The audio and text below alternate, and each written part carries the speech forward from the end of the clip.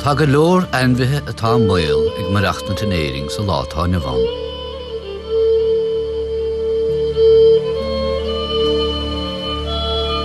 Chúiseanna éagsúla sé an tip atá náin do chuideacha seo.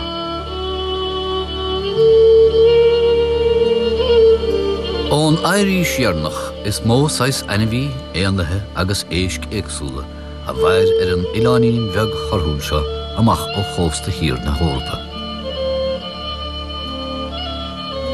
Nuair a tháinig an duine déana chun canasíochta, chuireadh brú ar go leor dus na spéicas rúchasacha agus chuid cuideacha in éag. Sa trá séchláir seo ag dul in éag, caitheamid súil ar roinnt ainmhithe atá míthe ón tír seo, cuideacha leis na céta bliain, agus cuideile le déanaí. Fiochamid chomá ar roinnt spéicas atá beo ar éigean, agus ar cheann amháin a duile réing dá stúin féin.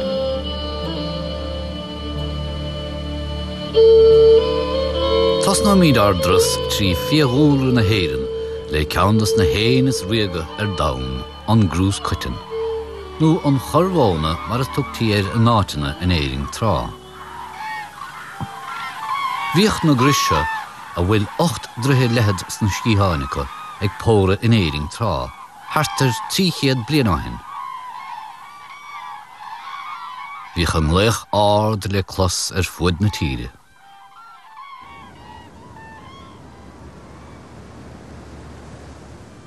Thug na páirtithe a bhí timpeall lár tíre réimse farsing póru dus na míteacha sna blianta siar. Tá an dáras sa ag póru ar na móntáin an sa tualainn. Sínan réan fórathe na mras ón órap hir thuig, tríd a rúis agus a tín go dtí irthir an tibéir. Le gairid thosaigh an grús cuitin ag póru sa bhreatain a ríist, agus seansan is go dtucha siad ar eis go héireann láigeann amachchansa. Duine an grús atá ag póru, díon chosint ar i gríocha, fiú an aine géana á túil.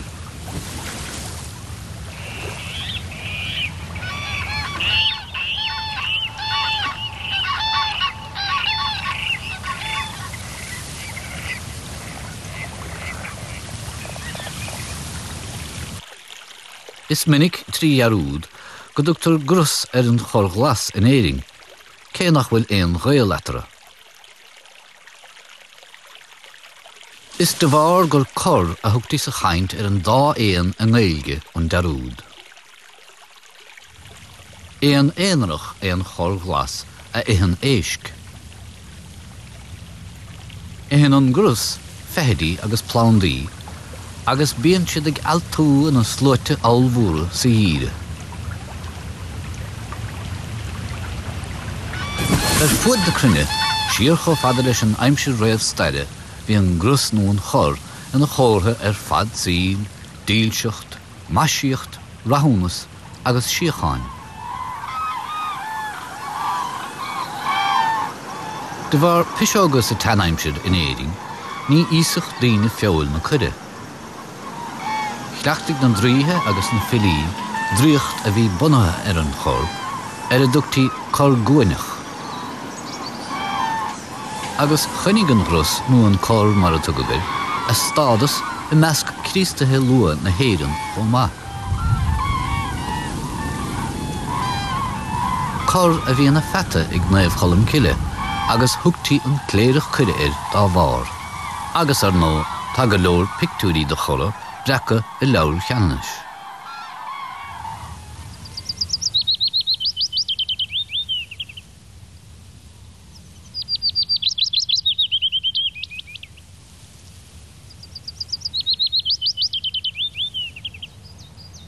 Úsátar an focail cor go minic sa chaint, agus a logainneamnacha na tíide. Mar hampla sé chéalainn an rátas ar chorarbe ná a bhad síl na cuide.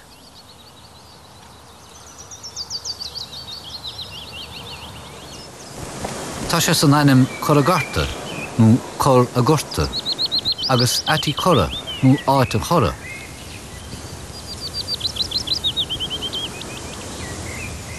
Scríb Seán Ó Murchú leabhar faoi 5 géime thar na blianta in éiring ina gcuireann sé síos ar scéalta a Hanair faoi na gur.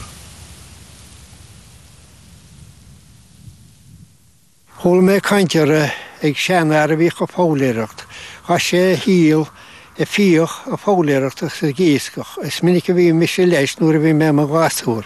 Ach bhí sé caintear a corhúna. Nuair a thosaigh choiríocht agus nuair a tháinig filméireacht ceart na blianta sír níos. Bhí sé ráite go míocht na corhúna go míid siad a gáil isteach sa milliún arbhar gus a gcithinn gráin. Agus thosa siad am arú le gunaí sé le trappaí agus rudaí. Agus taidir i mí hinéad is le fada san áitseo. Beidir Cosúil go rugún fearsún is hartar 860. Agus tá mé cepa béidir go bhacha sé agus gur chúla sé an corhúna. Ach tá arú mór níos ó tháinig le blianta fada le cúpla céad blion tá mé cepa ó thosan na daoine baint mún le sleán agus an istá na misíníón agus tá na portaí imí agus milte mar dhéalar sin. Is cosúil gur chud sé sin isteach go mór ar a gcóir bhúna an tarú a tháinig agus an tarú a tháinig ar eileméireacht an choiríocht agus rudaí mar sin. Scriosadh na bortaigh agus fíoch a ba chúis le deire a chuir leis an chor mar éon fóirithe in éiring san 810. Ní ar nós na Gael, ní raibh éon fiseog ná bac ar na Normannig agus na Sasannig feol na cuire dithe. Cor a bhí mar bhéile ag anraí dó a me le clia sa dara céad déag. Ní mór an fáilte a chur na fedimóí rivan chor chéana, mar gur na altaí ocrach a hagann siad go hundúil. Tá idir chor a fásta agus cín óg sna haltaí seo. Tá cáil ar lethara de bharan tá spántas dása a bhíon ar siúlacha, agus is asa a hagan an dása an cor berte.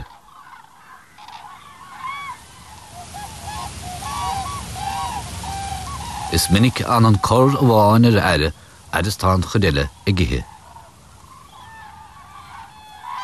Ach go hundúil bíon ar an bhar curce a roinnt le altaí ocrach de fréacháin agus dridecha.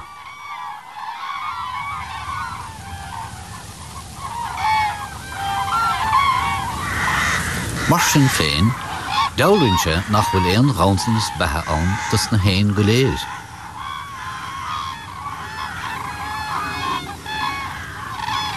Fágan na cuire áit na neadacha in an grúpaí ag tús mí meanóir.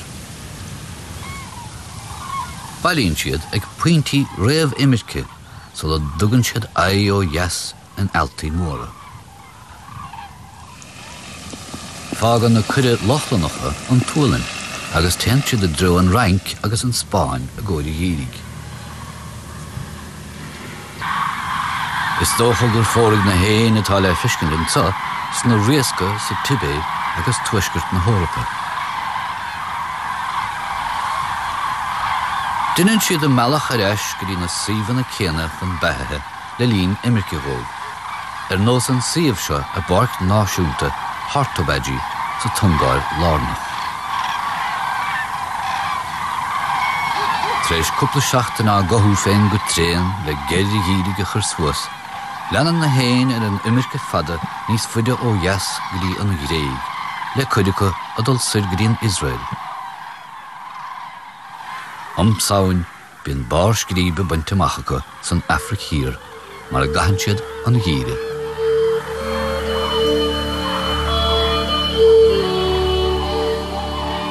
Tá seansán go bhfuiligh an chor go héireann chun póirithe an sa, má chuirtar cuí ar na lagforta go lár tíre.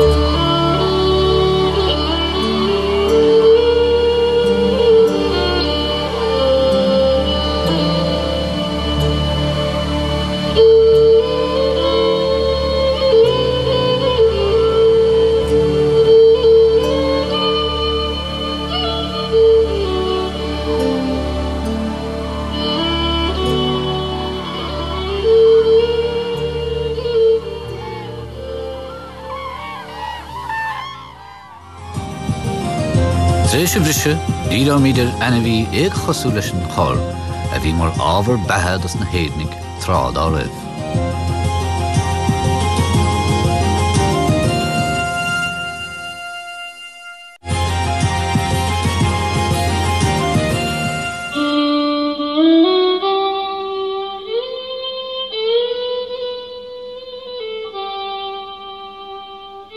Bhí an torc alta gruagach comónta in éireann trá. Bhíoch na turc le fáil tríd I tíd I lug I gcéthe plandaí agus scecha ar a mealach. Spéchas antáhachtach a bhí ann, ní amháin mar ábhar bethe dul ar síide, ach mar bhainisteoirí ar an úlra. Ísigh an torc nach mór éon tais fása a hagan amach ribhe. Agus cuinníonn siad smacht ar na scecha agus fialaí eile. Scrobhlachóirí il-itach iad na turc alta, agus ísa siad nach mór chuileród ar nós cnóna, préomhacha, sméara fia úla, agus éon ainmhithe marmh a dagann siad ortha. Sa gcuise, chuiríonn siad le síalta plandaí atá itacha a scaipе mór hímpel. Ciallaíonn sé go mbíonn na síalta ag titim an áiteanna eile sa bhríos, agus fásan plandaí nua ann. Bhí an torc alta fiachfar I mithnéag an éiring timpeall ar an 2 Tréis na mílte bliain, dhéal siad an mrú ó bhactírig, sealgairí agus glanán na bhríosacha.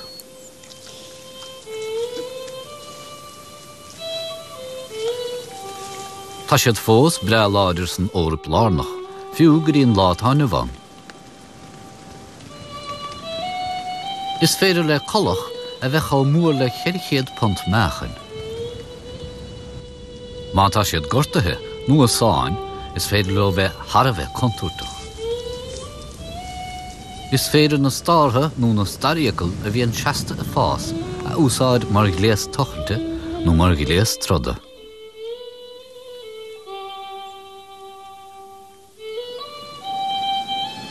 Go handúil is dá dán nó dumh a bhíonn thora, ach is féidir dahanna eile a iscint ortha chomh.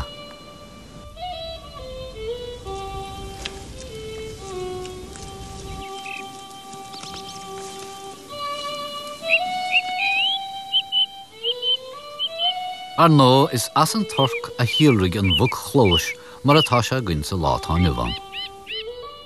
Ní léon staríochla ag an bhug chlóis, ná níl an drúbalín díirichaige mar atá go ghaol fiain.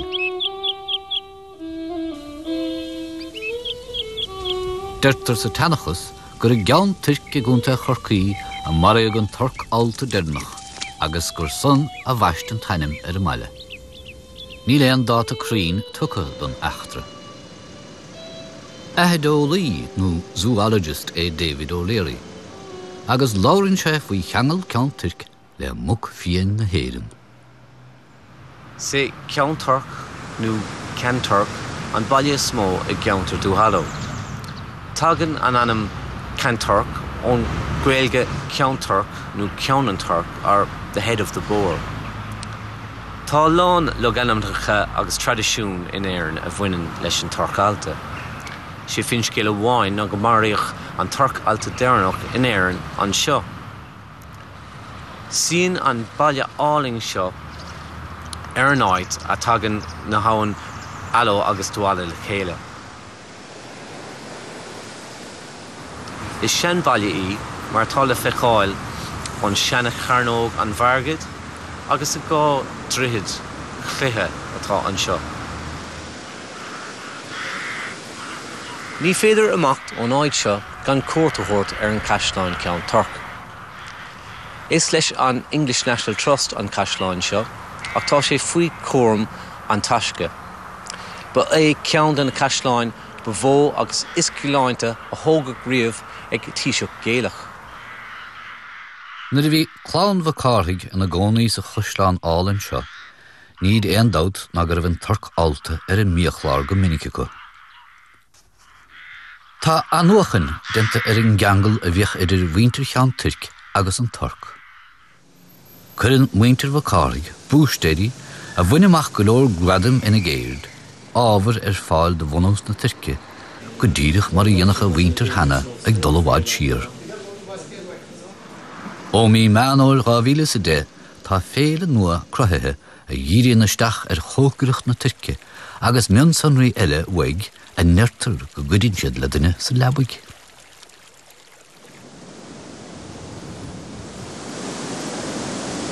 Go dtí gur tháirín deireadh látha, bhí an torc alta fíorthábhachtach is saoil na nGael. Tá fianna sé againn go raibh an torc á ithe ag daoine suas le 7,000 bliain roimh Chríost, ar a laghad 1,000 bliain so dosig éon eirimeoireacht sa tír.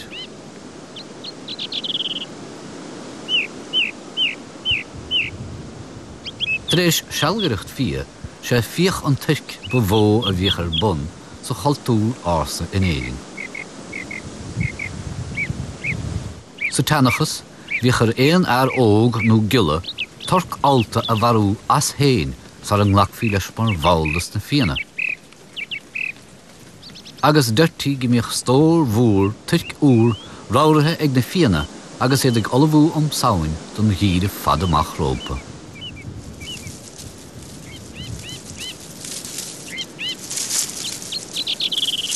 Tá dúla na héireann artha go mór ó dimig an torc an éigeal na céta blianain. Mar sin féin, tá an torc alta ar eis in éireann, a bhuichas dóibh siúd a déalaigh timpeall na tíre. Na 2009, facas collaigh, cránta agus bainmh Turce ag bhí chuinnig, Loch Garman agus Tubadarn.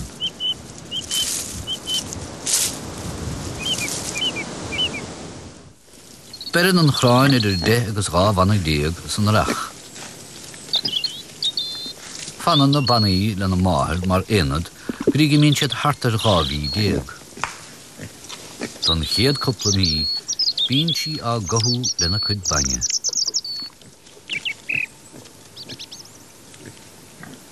Thar tréimhse ama, bíonn si á scothe ón mange agus á níú a dro iad héin a bheithú.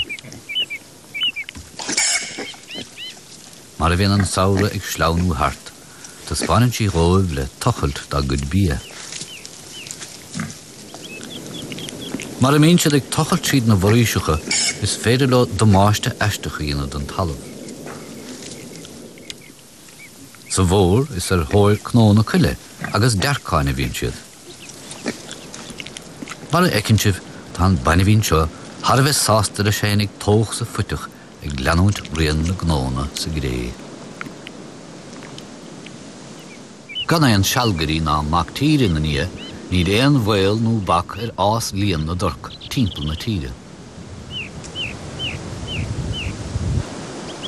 Tá an bhil an go bhíoteach tréad móra Turc go leor damáiste a chrathú don núra.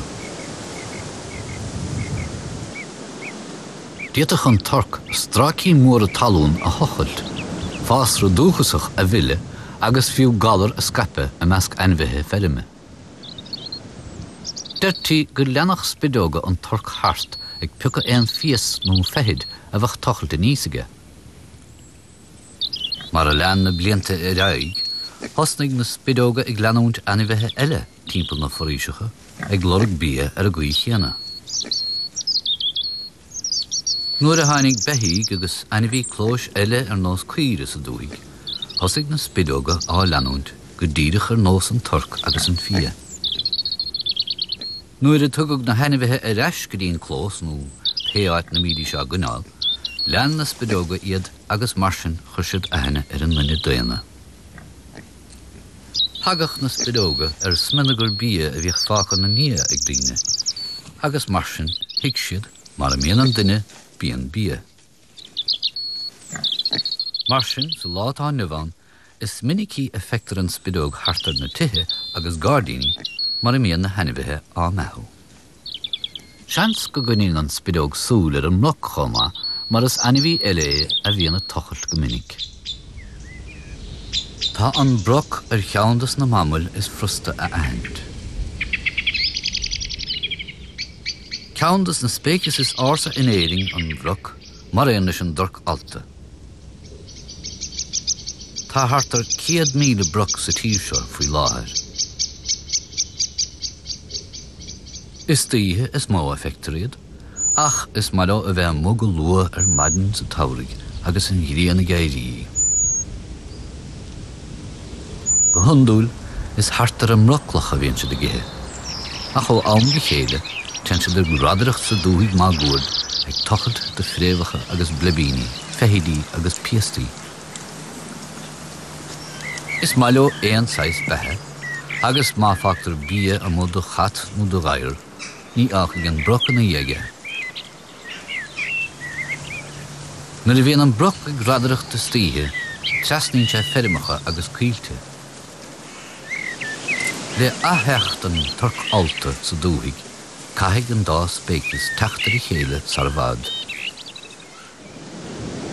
Niadar chadain tunnachar a bheith an turc fianse ar héal an broch, an bhfuil bailán agus na turcanna ag dul méid go mbeidh tunnachar co ar haláthar bethe an bhric.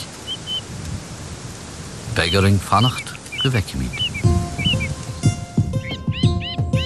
An tachtan se chuin, caimid súil ar éon atá me hinnéag sa túise leis na 100 bliain, agus anihí a bhíoch go tínta sna foríisecha trá, ach nach bhfuil feice sa túise le fada an lá. Fannig I linne filan Katie Waile agus bín zacrachtaí ag taig nach mín se gar adháil Rosnarún go garids agus níos stearnaí bei úna a labhart leis an tóraní agus an scríbneoróran Paul Mooney ceol ar in Yamul.